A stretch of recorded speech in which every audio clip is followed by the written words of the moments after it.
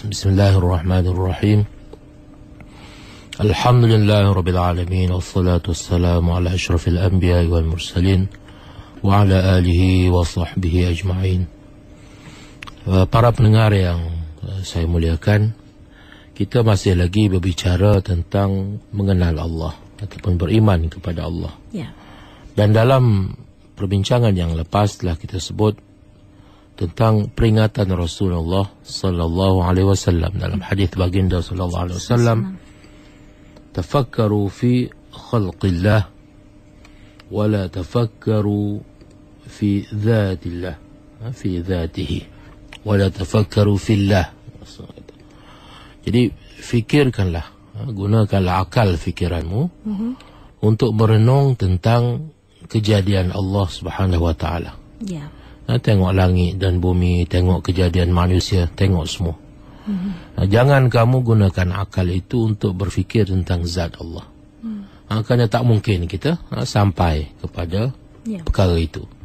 Jadi itu yang kita suruh. Jadi pada minggu ini kita nak sambung perbincangan itu tentang cara mengenal Allah Subhanahu wa ta'ala. Apa yang kita maksudkan dengan mengenal Allah Ta'ala, bagaimana caranya. Jadi kata pengarang, ada dua cara untuk mengenal Allah. Ada dua cara. Yang pertama dengan menggunakan akal untuk memikirkan sesuatu daripada kejadian Allah. Ini cara inilah yang maksudkan dalam hadis yang kita sebutkan tadi. Jadi gunakan akal. Allah Ta'ala memberikan kepada kita akal fikiran untuk berfikir tentang semua perkara. Dan salah satunya ialah tentang Allah Subhanahu wa ta'ala. Maka gunakanlah akal itu. Itu satu cara. Tetapi Allah Subhanahu wa ta'ala tidak biarkan kita begitu aja. Maknanya biarkan, fikir sendirilah, aku dah berikan akal, kau fikirkan tentang semua perkara yang kau mahu fikirkan, termasuk tentang aku. Gunakan akal sepenuhnya. Kerana akal kita ada batasan-batasannya. Kita mungkin sampai kepada tahap-tahap yang tertentu, tapi kita tak boleh pergi lebih daripada itu. Jadi dengan akal kita mampu mengenal Allah Subhanahu wa ta'ala, tetapi pada suatu tahap-tahap yang tertentu. Jadi sebab itu maka Allah Ta'ala yang kedua dia kurniakan kepada kita nama-namanya. Yang elok, yang dinamakan Asma'ul Husna. Al-Asma'ul Husna. Jadi cara yang kedua itu adalah dengan mengetahui nama-nama Allah yang maha indah. Al-Asma'ul Husna. Dan sifat-sifatnya yang agung. Jadi semua itu kita ketahui melalui tanzil. Dikurniakan oleh Allah SWT kepada kita. Allah Ta'ala beritahu kepada kita apakah nama-namanya. Yang tu kita tak mungkin ketahui semata-mata dengan menggunakan akal fikiran. Yang tu kita nak kena tunggu daripada pemberian Allah Subhanahu wa ta'ala. Seluruh anggota dan akal fikiran manusia hendaklah digunakan untuk membuktikan wujudnya pencipta yang maha agung. Kita gunakan seluruh anggota kita, panca indera kita, dan dibantu oleh akal untuk mengenal Allah Subhanahu wa ta'ala. Untuk mengenal Allah Subhanahu wa ta'ala, mengakui kewujudannya dan mengenal sifat-sifatnya. Firman Allah Subhanahu wa ta'ala dalam surah Yunus ayat 101. A'udzu billahi minasy syaithanir rajim. Qul inzuru madza fis samawati wal ard. Qul inzuru madza fis samawati wal ard. Maksudnya, katakanlah wahai Muhammad, hendaklah kamu perhatikan apa-apa yang ada di langit dan di bumi. Hendaklah kamu perhatikan, maknanya perhatikan, tengok dengan suatu pandangan yang mendalam. Perhati serta fikir, bukan tengok begitu saja. Tengok secara mendalam. secara berfikir, tengok serta fikir sebab-sebabnya, kenapa begini, apa tujuannya. Itu maksud unzuru, tengok serta perhatikan. Ini perintah Allah Subhanahu Wa Taala kepada Nabi, supaya sampaikan kepada kita, sampaikan kepada umatmu, tengok dan perhati melalui kejadian Allah Subhanahu Wa Taala di langit dan di bumi. Maknanya yang jauh, yang dekat. Kalau yang di langit itu tak cukup dengan tengok dengan mata kasar, maka kita perhatikanlah dengan menggunakan alat-alat, teleskop ke apa ke. Yang penting dalam usaha itu kita menggunakan akal fikiran kita untuk berfikir. Apa yang ada di sebalik itu, di sebalik kejadian itu, di sebalik ciptaan itu. Tetapi yang lebih dekat sekali hendaklah kita fikirkan kepada diri kita sendiri. Yang kita sebut tadi, yang suruh tengok yang jauh. Tapi sebelum kita tengok yang jauh, macam mana kalau kita mula dengan yang dekat dulu? Kalau para pendengar masih ingat, dalam salah satu pertemuan kita, Al-Laqani, Imam Al-Laqani menyebut supaya kita mulakan dengan melihat diri kita sendiri dulu. Fanzur ila nafsika, tengok pada diri kamu sendiri dulu. Kita mula dengan diri, kerana yang paling dekat ialah diri kita sendiri dahulu. Jadi bila kita melihat kepada diri kita sendiri, yang dahulunya tiada, kemudian ada. Dahulunya kecil, kemudian besar. Dahulunya lemah, kemudian kuat. Dahulunya muda, kemudian tua. Ada pendengaran, ada penglihatan, boleh berkata-kata, ada perasaan marah, suka, gembira dan sebagainya. Para hukama, ahli hikmah pernah berkata, man arafa nafsahu faqad arafa rabbahu. Barang siapa yang mengenal dirinya, pasti ia mengenal Tuhannya. Itu maksud yang terkandung di situ. Jadi kalau dia tengok pada dirinya, daripada pengenalan dia tentang dirinya itu, maka itu akan membawa dia kepada pengiktirafan, pengenalan kepada Tuhan yang mencipta dirinya.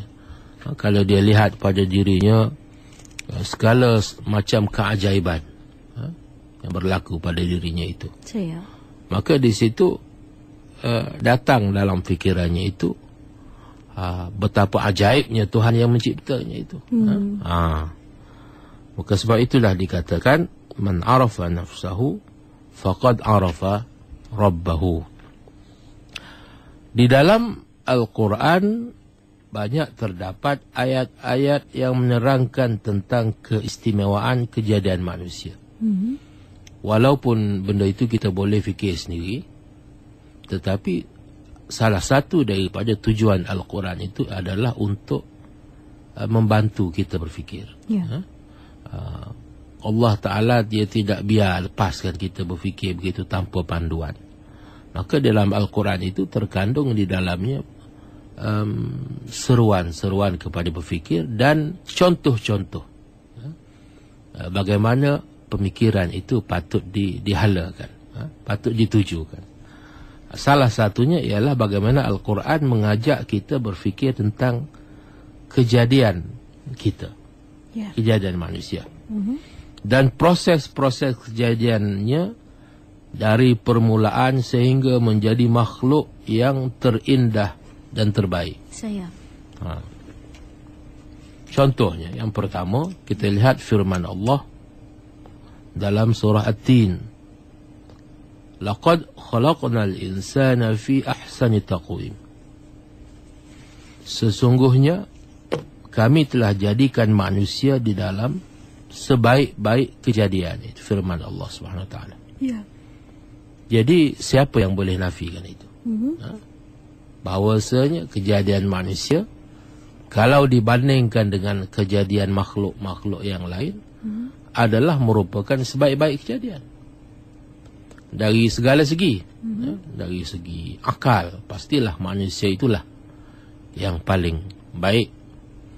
Kerana akal manusia itu, maka manusia berupaya untuk menguasai seluruh alam. Bukan setakat alam hayawan.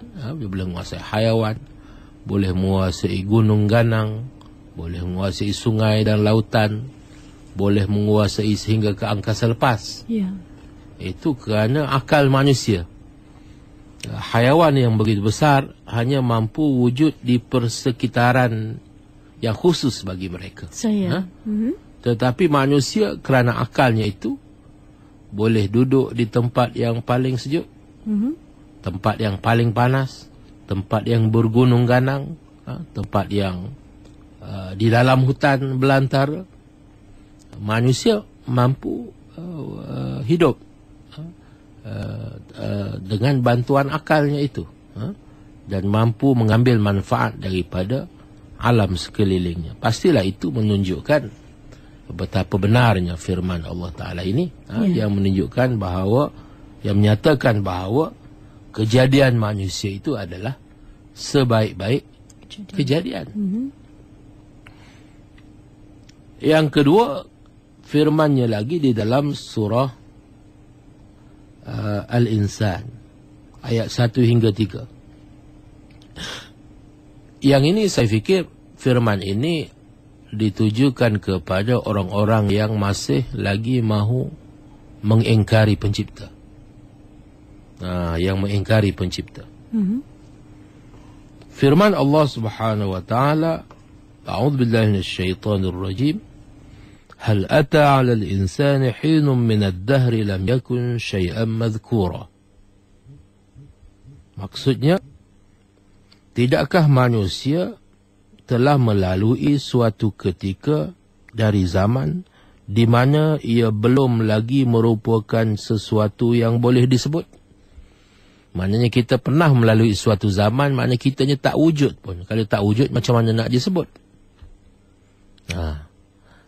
Adakah sesiapa yang boleh menafikan hakikat itu? Bahawasanya kita pernah melalui suatu zaman di mana kita ni tak wujud. Maka oleh kerana tidak wujud, maka kita tak boleh disebut lagi. Belum boleh disebut. Hal ata 'alal insani hinun minad dahri lam yakun syai'an madhkura. Inna khalaqnal insana min nutfatin amsyajin nabtalihi faj'alnahu sami'an basira. Sesungguhnya kamilah yang menciptakan manusia dari nutfah, dari benih, dari mani, yang bercampur dari benih lelaki dan benih perempuan. Lalu kami jadikan seseorang yang mendengar dan melihat.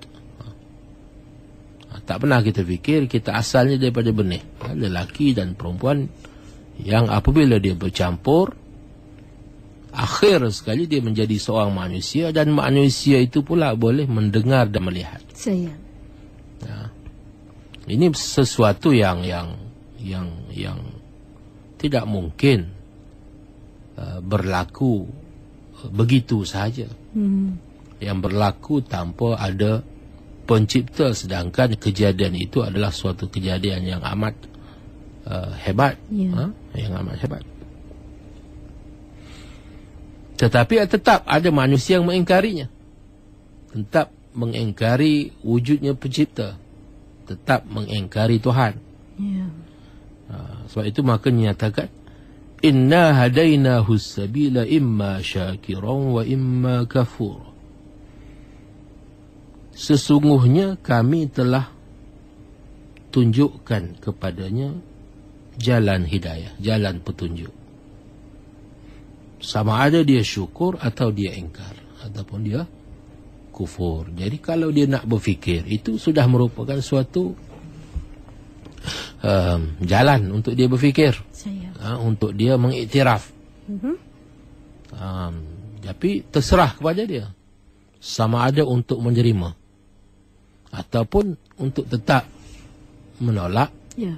dengan secara yang degil. Itu sebab itu dia sebut wa imma syakiran wa imma syakiran wa imma kafura. Sama ada dia syukur, maka dia terimalah. Kalau dia syukur dengan apa kejadian dia itu yang dia dulu dia tak ada, sekarang ada. Bukan setakat dia ada, bahkan dia dikurniakan dengan kemampuan untuk melihat, kemampuan untuk mendengar. Itu dua contoh. Tetapi banyak lagi kelebihan-kelebihan yang lain yang diberikan oleh Allah Subhanahu Wa Taala, daripada tiada kepada ada, dan daripada ada kepada tahap-tahap kesempurnaan. Tetapi kalau manusia itu tetap ingin ingkar, tetap ingin kufur, tetap ingin menolak penciptanya, maka terserah kepada dia. Itu maksudnya. Terserah kepada dia. Yang ketiga, kita ambil 3 contoh di sini. Yang ketiga, firman Allah Ta'ala lagi dalam surah Ali Imran ayat ke-6. Huwallazi yusawwirukum fil arhami kaifa yasha. La ilaha illa huwal azizul hakim. Bahawa dialah Tuhan yang membentukkan kamu di dalam rahim, yang memberikan bentuk, yang memberikan rupa kepada kamu di dalam rahim ibumu. Mana Allah lah yang beri rupa kepada kita, hitam ke, putih ke, hidung mancung ke, hidung penyek ke. Itu kerja dia. Dia yang buat semua itu. Yang ia kehendaki berdasarkan kehendak dia. Jadi dalam kejadian itu, dalam kejadian kita di dalam rahim itu, sudah terlihat di situ kehendak Allah Subhanahu Wa Taala. Kerana tak sama. Kerana tidak sama. Ada yang dijadikan perempuan, ada dijadikan lelaki. Ada yang dijadikan seorang, ada yang dijadikan berdua, kembar, 3, 4. Ada yang dijadikan putih, ada yang dijadikan hitam, ada yang dijadikan sempurna, cantik kejadiannya. Ada yang dijadikan cacat umpamanya. Itu semua adalah merupakan petanda-petanda kepada pencipta yang memiliki kehendak. Pencipta yang berkehendak. Kalau dia kehendaki, dia jadikan begini. Kalau dia kehendaki, dia jadikan lain, berlainan. Itu kehendak Allah Subhanahu Wa Taala. La ilaha illa huwal azizul hakim. Tiada Tuhan, maka hendaklah kamu iktiraf bahawasanya tiada Tuhan melainkan Dia, dan Dialah yang maha kuasa. Jadi kita lihat dalam kejadian itu kuasa. Kalau Dia tiada kuasa, maka tidak mungkin kejadian itu boleh berlaku. Dan dalam kejadian itu juga kita lihat sifatnya yang bijaksana, maka Dia memanggil dirinya Al-Hakim. Dia memanggil dirinya Al-Aziz, dan Dia memanggil dirinya Al-Hakim. Jadi itu contoh 3 ayat yang mengajak kita merenung. Mengajak kita merenung. Tanpa ayat-ayat ini pun mungkin kita, manusia, tetap juga melihat kepada kejadiannya itu. Tetapi mungkin kesimpulannya tidak sama. Ataupun mungkin kesimpulannya itu tergantung. Dia hanya melihat pada kejadian manusia itu keajaiban-keajaiban, tetapi gagal melihat pada keajaiban itu kepada sifat-sifat Allah Subhanahu Wa Taala. Daripada ketiga-tiga ayat tersebut dapatlah diambil kesimpulan-kesimpulan berikut. Yang pertama, dengan adanya kelebihan-kelebihan dan keistimewaan yang dijadikan oleh Allah kepada manusia itu, dapatlah mereka menguasai di darat, di laut, dan di udara. Ya. Jadi kita tengok segala kelebihan yang ada pada manusia itu adalah kerana keistimewaan yang diberikan oleh Allah Subhanahu Wa Taala. Ini kita jangan lupa, kerana kelebihan-kelebihan itu diberikan. Maka dengan sebab itu dinyatakan dalam ayat tadi, imma syakiran wa imma kafura. Supaya kalau kamu lihat, kalau kamu perhati, kalau kamu ingat, kalau kamu insaf, maka kamu akan bersyukur. Tapi sebaliknya, kalau kamu lupa, kalau kamu tidak ingat, kalau kamu tidak insaf, kalau kamu degil, maka kamu akan jadi kufur, tetap kufur terhadap nikmat-nikmat yang diberikan itu. Yang kedua, oleh itu marilah kita fikirkan, mula manusia dijadikan dari tiada kepada ada melalui proses-proses yang tertentu. Siapakah yang menentukan semuanya? Dan dari manakah datangnya? Daripada apa yang ada itu, kita cuba undur ke belakang. Bagaimana proses itu boleh berlaku? Siapa yang melakukan proses-proses itu? Dari mana? Yang ketiga, pada kejadian manusia itu ada beberapa anggota yang sangat berharga dan sangat tinggi nilainya. Dari manakah datangnya nikmat-nikmat itu? Dan apakah yang patut kita gunakan dengan nikmat-nikmat itu? Kita tengok nikmat kejadian, kelebihan yang ada itu. Jadi Allah Ta'ala buat kita itu, ternyata kelebihannya berbanding dengan makhluk-makhluk yang lain. Jadi adakah kejadian itu dibuat tanpa sebarang tujuan? Jadi kita sendiri ni, jadi Allah Ta'ala ciptakan setiap sesuatu itu ada tujuan. Kita tengok. Hatta dalam kitaran ekosistem, ekologi, setiap sesuatu itu ada tujuan dalam sistem itu. Jadi bagaimanakah mungkin kita fikir manusia yang begitu hebat kejadiannya itu boleh dijadikan Allah tanpa sebarang tujuan? Jadi kita nak kena tahu juga apa tujuan kita. Daripada pertanyaan inilah membawa kita kepada fikiran-fikiran selanjutnya. Jadi itu tadi berfikir tentang diri kita. Selanjutnya tentang al-asma'ul husna, yang dikurniakan oleh Allah Ta'ala kepada kita. Maknanya perkhabaran oleh Allah Subhanahu Wa Ta'ala tentang dirinya melalui nama-namanya. Jadi Allah Ta'ala bukan biarkan kita begitu saja. Bila kita dah sedar, misal kata kita ni ada pencipta kita ini pastilah maha bijaksana, maha berkuasa. Pastilah dia ada tujuan dia menciptakan kita. Jadi persoalan berikutnya, bagaimana kita nak berhubung dengan pencipta kita itu? Bagaimana kita nak menyeru dia? Kita nak panggil dia dengan nama apa? Jadi yang itu tak mungkin kita boleh dapat dengan akal fikiran. Kita tak boleh fikir. Kita tak boleh fikir nama seseorang dengan manusia pun kita tak boleh fikir dah. Tak boleh teka. Kita nak teka-teka kita tak boleh. Dialah sahaja yang boleh beritahu kepada kita nama-namanya. Demikianlah Allah Subhanahu Wa Ta'ala. Maka Allah Subhanahu Wa Ta'ala itu memiliki nama-nama yang maha indah, yang dinamakan Al-Asma' Al-Husna. Mempelajari nama-nama Allah yang elok itu adalah suatu jalan untuk mengenali Allah.